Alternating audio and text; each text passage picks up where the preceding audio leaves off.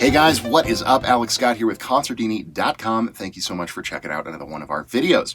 Today I want to talk to you about a topic that I find really interesting and kind of centers around this instrument that I have right here. This is a 1978 Harmony Precision Bass Repro.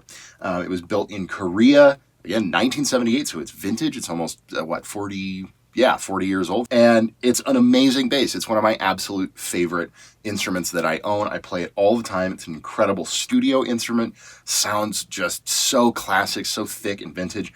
I keep flat wound strings on it, which just even, lends an even more kind of vintage and round tone.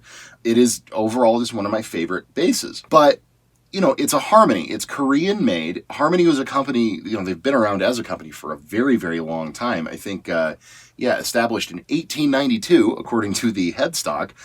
So they've been making musical instruments for over 100 years. I don't think they're necessarily a company anymore, but at time of production, they had been making musical instruments for a very long time. But this bass belongs to a really interesting category of instruments. That is vintage guitars that don't cost very much money.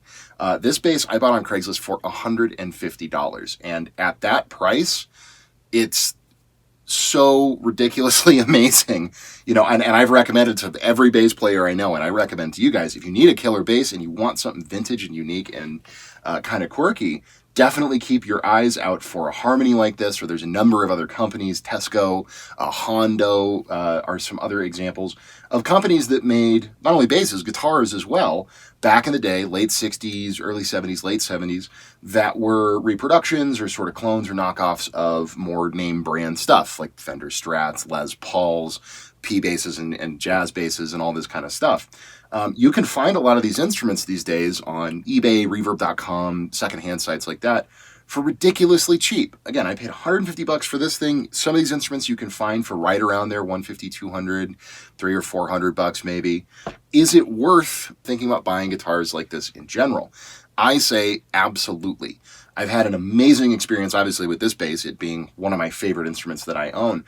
But I know a lot of players who have bought guitars or basses like this and had really great experiences with them. They sound really cool. They sound really original a lot of the times. You can find ones, again, that are reproductions. This is pretty much just a P bass.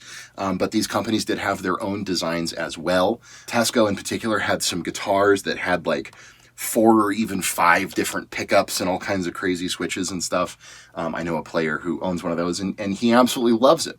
Sometimes they do take a little bit of work to get up into good playing shape. I definitely had to set this bass up. I also ended up replacing the pickup because the original electronics were just a little bit buzzy.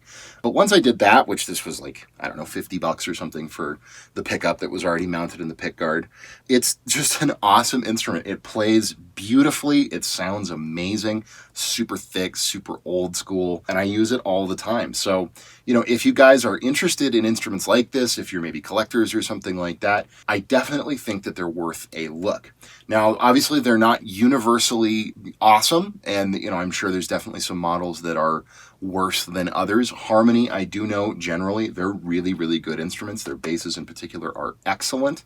So if you guys are interested, I would definitely recommend doing a little bit of research. I'm not going to go into all the different brands and models because there's tons of them.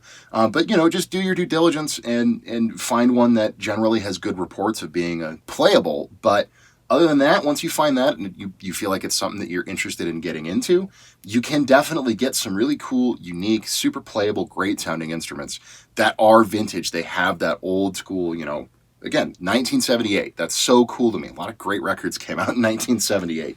But you can get some really cool stuff. You can get a tone that's super unique to you, but also has a lot of great, those vintage qualities that we all know and love. When I play this bass out on gigs and stuff, a lot of people ask me oh, what is that? When was it made? Blah, blah, blah. And when I tell them it's an all original, well, except for the pickup, 1978 precision bass, and I paid $150 for it, their heads kind of explode. Because when we normally think of a bass like this, again, from 70s or even back into the 60s, If it were a Fender P-Bass, you'd be talking $2,000, $3,000, $4,000. You know, you'd want to get it really meticulously maintained. But these things are readily available for, you know, all over the internet, from as low as $100, $150 up to $200 or $300. And for that price, you know, it's an amazing instrument. So if you guys are interested in this kind of stuff, I definitely think it's worth checking out. As long as you do a bit of research, make sure it's a decent quality model.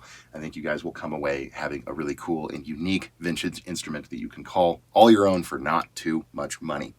But what do you guys think? I would love to hear any experiences you guys have had with guitars like this. Again, Harmony, Tesco, Hondo are the three big names that come to my mind. I know there's a ton of other sort of offshore, quote-unquote, manufacturers from back in the day that did this kind of stuff, these reproduction models. Some of them, you know, Ibanez even, they made some clones back in the 70s and 80s and stuff that were by all accounts amazing instruments, played really, really, really well, but they did end up getting sued by, I think, Fender and Gibson, and had to quit producing them. But in any case, if you guys have ever played or used any of these instruments, if you have favorite models that you own or have played and really dig, please leave those in the comments down below. I would love to hear what you guys have played and found to be good and all that stuff. Again, my name is Alex Scott with Consordini.com. Thank you guys so much for watching. Be sure to like, subscribe, hit the notification bell so that you will be notified whenever we post new content, all that good YouTube stuff. And yeah, we'll see you in the next video.